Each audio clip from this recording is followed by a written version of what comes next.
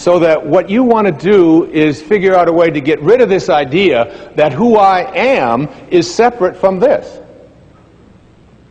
And this is your source.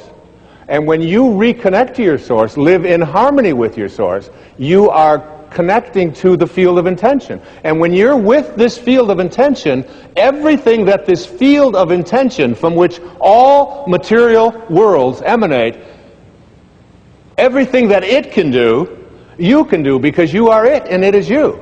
The problems that we have is we've come to a place where we believe that we are separate from it. And so we start to believe that I am what I do. And I am what I have. And I am separate from everybody else.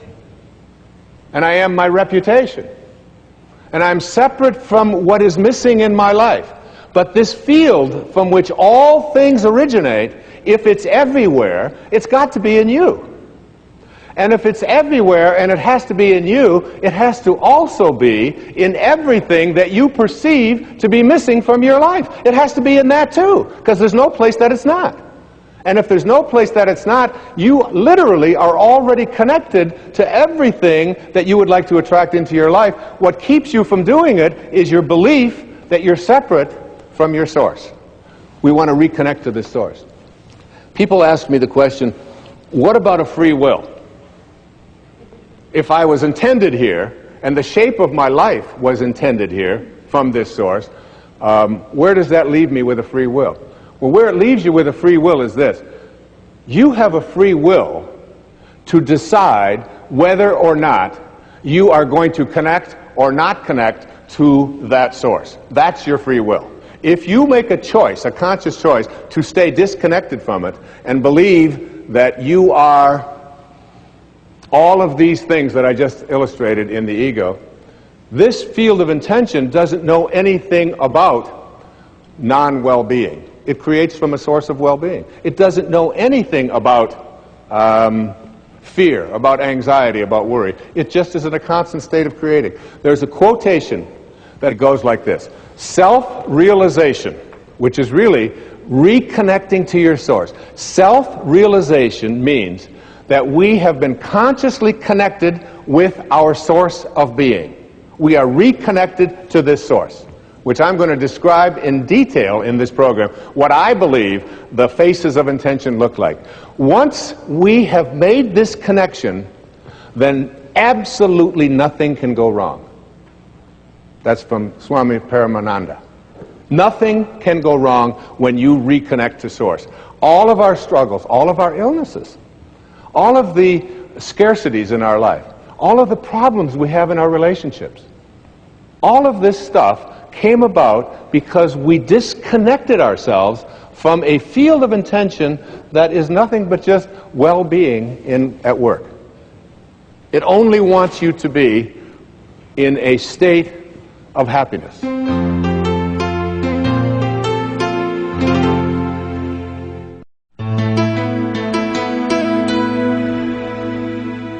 I said in a book that I wrote many years ago called Gifts from Icus, there is no way to happiness. Happiness is the way. You're not going to find it in something outside of you. It is, and it's like when you understand this and get this, connecting to intention means something that's very powerful to you. There's an observation that I came across in the writing of The Power of Intention by a man who gave a lecture, I'm not sure the exact year, but it was in the early 1900s. His name was Thomas Troward. And he gave a series of lectures on mental science at Edinburgh in Scotland, called the Edinburgh and Dorey Lectures. And one of those observations, one of those quotations was this. I really love this. He said, "The law of flotation was not discovered by the contemplation of the sinking of things." Isn't that great? Imagine yourself trying to figure out, what he made an observation that before about the 15th or 16th centuries, all of the ships in the world were made out of wood. And why do you think they made ships out of wood for so many centuries? Because when you put wood in water, what happens? It floats. And our conclusion was, The law of flotation must be, you want things to float, make them out of things that float.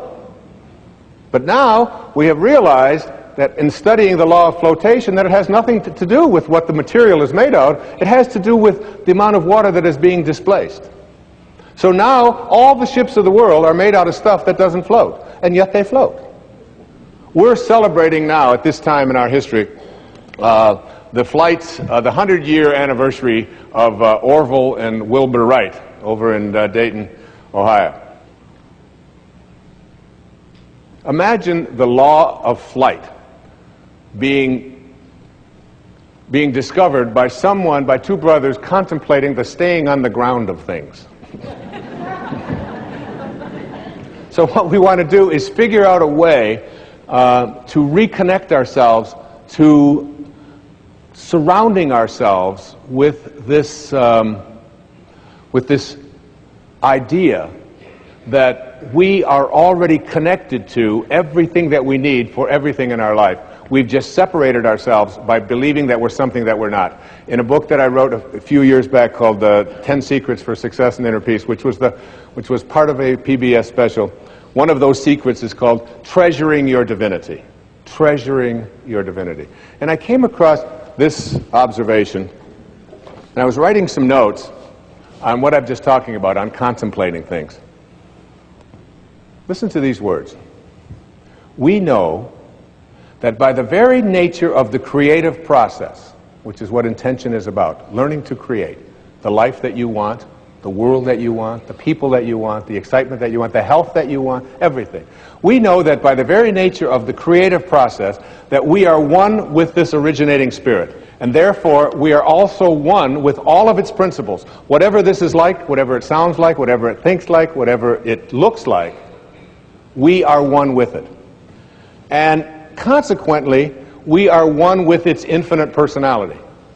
We are not here as human beings having spiritual experiences. We are all spiritual beings having human experiences. All of us. We are all infinite. And therefore, our contemplation of this source, as the power which we want, gives us the ability to use that power. And the way that we use this process is to contemplate ourselves as surrounded by the conditions which we want to produce. Keep that in mind. Underline that. Surround yourself internally with the conditions, contemplate them, which you want to produce. What is it you want to produce in your life? What do you intend to create for yourself? It's not your ego that's going to do it. It's your free will to reconnect to this, which is the source of everything. You're going to be, by the end of this program, you're going to be in rapport with, in harmony with this. If you call my cell phone, pick up the phone. I'm not going to give that number, but if you were to call this number, this is what you would get as a message from me. Hi, this is Wayne Dyer that you've reached, and I want to feel good. If your call is designed to do anything other than that, you have reached the wrong number, and I urge you to call Dr. Phil.